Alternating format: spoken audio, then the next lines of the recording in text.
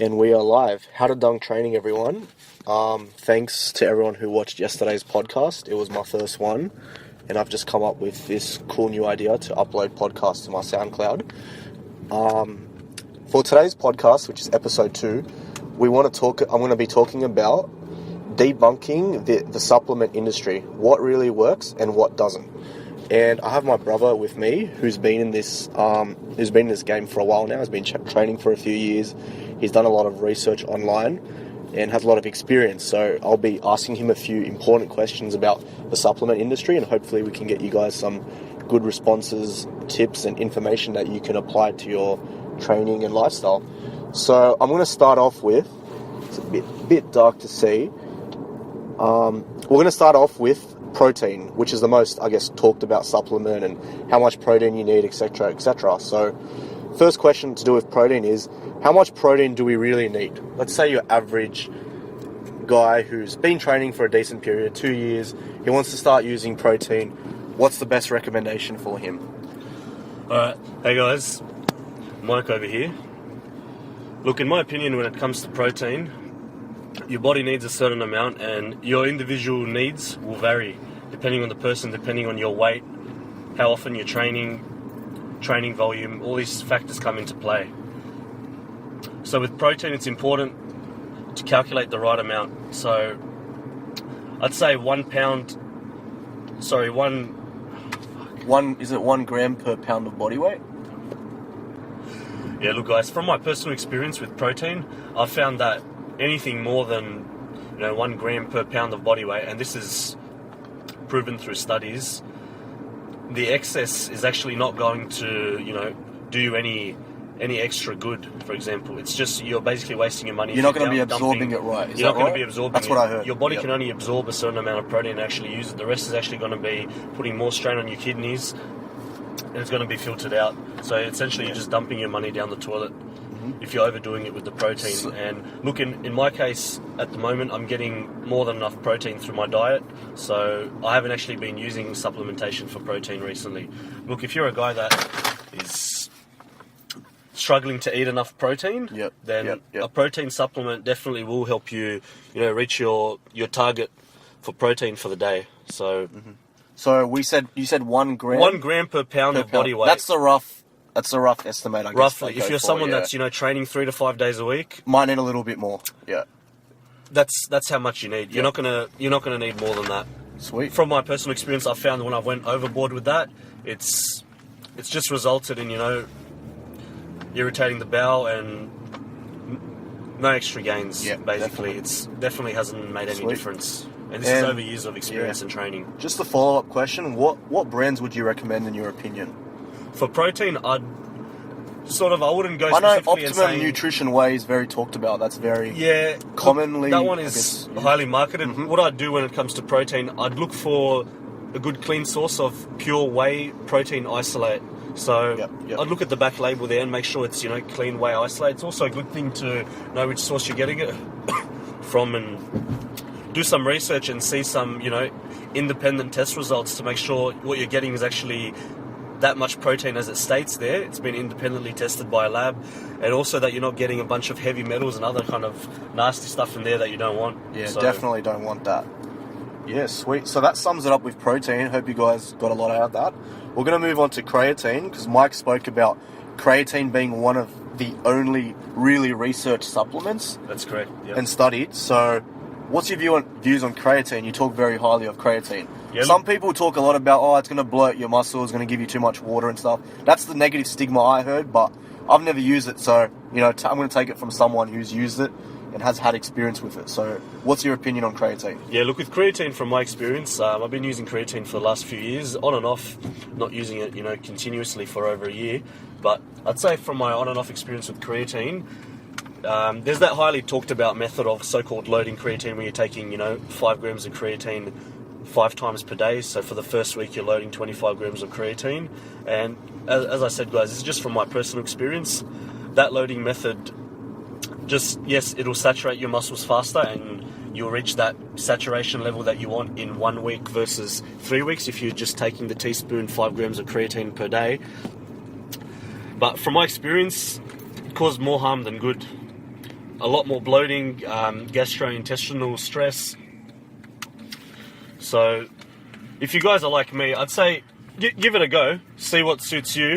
But yeah, from my personal experience, I prefer to do the way where I'm just taking 1 teaspoon a day, post-workout, with either my meal or my shake, depending on what my post-workout protein intake was like at the time.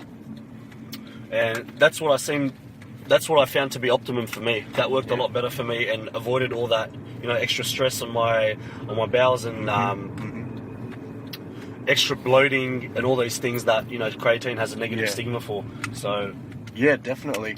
Other than that, continue. I'd say with creatine, it is one of the few supplements that so-called works. And when I say works, it's not some kind of magic that you're just going to blow up, but creatine will give you those extra few reps in the gym.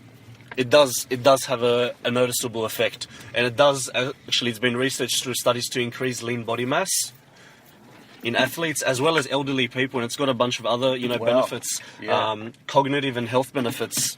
There's a lot of studies done on it. It's one of the actual supplements that has actually been heavily researched, both medically and on athletes and non-athletes. So, and it is an essential. It's an essential blend of amino acids for the body, basically. Yeah. So just a quick follow-up question to that. Say you're doing a workout program or whatever, you work out a lot, but how long should you stay on creatine at one time? Should you cycle it? Should you do it in periods and then go off it for a little bit? Because that's what people worry about, taking things for too long for an extended period of time. I feel like it starts to bring some shivers down their spine, and they want to kind of find an effective way to use it, but also a long-term plan that can be healthy and sufficient for their body. Well, look, in terms of that, we can look at creatine in 2 ways, both safety and efficiency. So in terms of safety, it has been proven safe to use it for extended periods of time, and extended, I'm talking a year at a time. Wow. I've regularly checked my blood, and I haven't found, doctors have examined my blood, and there hasn't been any negative effects whatsoever on the kidneys. That being said, someone that does have existing health issues, kidney issues, should definitely be wary of that. But if you're a healthy person, in terms of safety, there would be nothing wrong for you to take it for up to a year. In terms of efficiency, I'd say it is better to cycle on and off it. And about what I usually do is 4 months on, and then I'll take 2 months off before I get on it again. Sweet. Yeah, so there you have it. That's pretty mind-blowing about creatine. I didn't know all those great things, but yeah, so I guess, of course, you want to consult with your doctor or nutritionist if you have any follow-up questions, if you want to go into detail about these things, but that's a good basic to intermediate analysis about creatine, and yeah, hopefully it helps you out. So we're just going to take a quick break. We're going to do some shopping, and when we get back, we've got 2 more topics to talk about. So the third topic will be vitamins and minerals, which ones are effective and which ones you should be taking. And finally, we're going to finish off on a pretty controversial topic about pre-workout. I've heard a lot of negative things about pre-workouts and companies putting certain chemicals in it that have caused weird heart palpitations and caused some serious health risks to certain individuals. So we'll talk about pre-workout, which ones are safe to use, and is there an alternative? Could you just get what you're getting from pre-workout from coffee in itself? So more to come when we get back. We'll be with you shortly. Hey guys, so we're just back. As we were walking, Mike came up with a pretty interesting idea to speak a little bit about weight gainer shakes, which is something I actually forgot about. And as I've been walking down aisles in supermarkets and also supplement stores, I see that they're pretty heavily populated, and a lot of people want to sell it to you, especially to individuals who just start training and kind of just get to the gym, and more so the ones that are really skinny, a little bit underweight and stuff.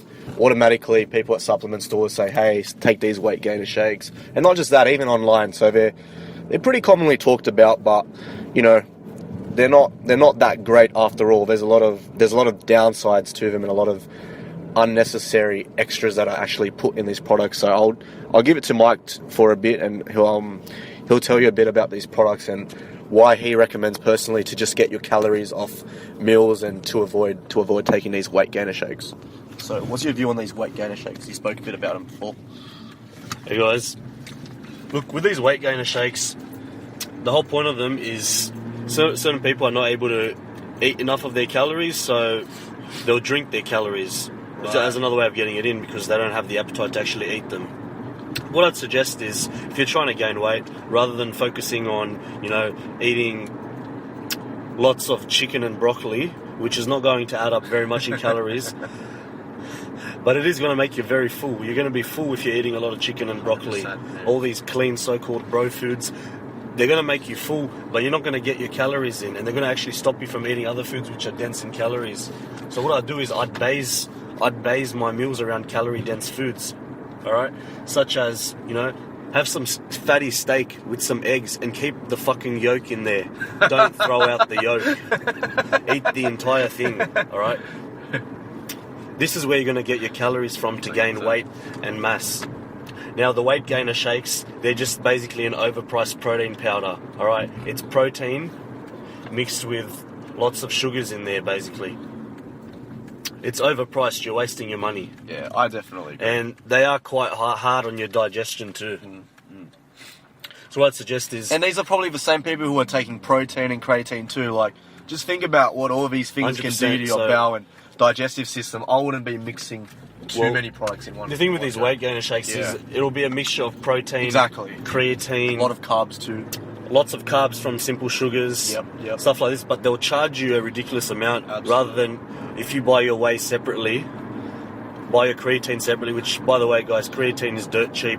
You'll get about 4 months of creatine for about $15, $20. It's one of the cheapest supplements you can get out there, the cheapest and most effective. So don't waste your money on weight gainer shakes. If you struggle to eat your calories and you're eating all these calorie-dense foods and for some reason you still can't get enough in, make your own weight gainer shakes at home. It's much cheaper and it's better for you. Put a scoop of whey, some whole milk, a banana. You can make it at home. A scoop of honey. All these things will add up in calories. The same amount of calories. All things that you have in your basic kitchen. Just take a walk around. You'll find all these products. Don't need to look far for them. Yeah. Keep your wallet. And quickly, I just came up with another idea. He was talking a bit about the eggs and keeping your yolk. What do you have to say to all those bro scientists out there that say, I'm not going to keep eating these yolks, they're going to screw up my heart, too much cholesterol, Look, it's been proven that it's very well talked about, the yellow of the egg and its relation to cholesterol. Cholesterol is largely determined actually by it's manufactured by your liver, and it's largely determined by your liver health and your genetics. So this so-called myth about egg yolks, you're going to get heart disease and a heart attack. Look it up. This myth has been debunked recently. This is an old myth from ancient times. It's no longer actually relevant. Yeah, because people are failing to realise that there's a lot of benefits in eggs, and by taking out the yolks, you're missing out on a lot of vitamins and minerals and not to mention essential fatty acids in there. Essential fatty acids. Your body needs fats, guys. Your body needs fats to grow. When you're training a lot, fats are very important. Fat and cholesterol is one of the basic building blocks of hormones in your body. You guys who want to get big out there, fats are what's going to build and naturally increase your testosterone production. Because fat is the main building block for the synthesis of testosterone. You can look it up, guys. Yep. So, that was great. Now we'll move on to our third topic, which was written down. So, vitamins and minerals. I've got down here zinc, magnesium, vitamin D. Should you just stick to these? Is there more? And what are the benefits of taking these vitamins? What do you recommend? Look, if you're not deficient in a vitamin or mineral, having excess of a vitamin or mineral is going to do fuck all. It's just a waste of money and you're going to just piss them out. Certain vitamins and minerals... So you recommend they get blood work? Blood work, absolutely, to determine your serum levels of vitamins and minerals. Yep. You can check this with blood work, guys. But look, if you're eating your calorie-dense foods and, foods with high nutritious value, such as your steak and eggs, you're going to be getting your zinc, you're going to be getting your magnesium if you're eating your vegetables, you're going to be getting these. For those of you who have a very high training volume, it's been proven that zinc and magnesium and vitamin D are the three most common nutritional deficiencies in athletes, simply because you excrete a lot of, especially zinc and magnesium, through sweat. vitamin D if it's another very common deficiency, especially if you're not out in the sun. So what I'd recommend is, if there is 3 that you want to supplement, it'd be worth your time supplementing I would these. add B6 into this equation too. Yes, B6 B6 also. is pretty and important. Look, guys, a convenient way of getting zinc, magnesium, and B6 is to take a basic supplement called ZMA, which can also enhance your sleep. So take it before bed. It's also been proven if you're deficient, keyword deficient, in these vitamins and minerals, they can boost your natural testosterone production, especially zinc and magnesium. So it is worth your while checking these, doing the blood work and checking your levels of these essential vitamins and minerals and seeing where you're at. Yeah, well, that's great. And finally, we're going to be talking about pre-workout. And do you really need to take pre-workout, or can you find a safer and better alternative to it? What are your view on pre-workouts? Have you taken a pre-workout before? Have you tried one? I've briefly used pre-workouts, and I mean, I could say I haven't noticed any negatives that I could say with pre-workouts, but what I found is what about these companies that are having all these health claims about there have been heart cases, attacks, overdoses and stuff? Yes, there have been cases where certain pre-workouts have had added stimulants in there, some of which were not even listed on the label, such as methamphetamines and other things in some cases. What I find personally is it's just best to stick to simple caffeine. You can get caffeine tablets if you like, or you can even get it through coffee. If you're having 3 shots of coffee before your workout, that's what I personally do, and I found that it's no less of a buzz for me than taking, one of those branded pre-workouts. The only difference is it's much cheaper. It's equally as effective for me. And, if you want to get your certain amino acids in there to boost the blood flow to your muscles, you can buy those amino acids separately and mix them together. It's getting cheaper for you, and you know what you're getting. But I feel like you shouldn't be having to rely on, I guess, these pre-workouts or caffeine to think that you're going to have an effective workout. Because say you're taking a lot and then it runs out, you stop taking it for a bit, you're going to think, oh shit, like my workout's not going to be up to scratch as it was before.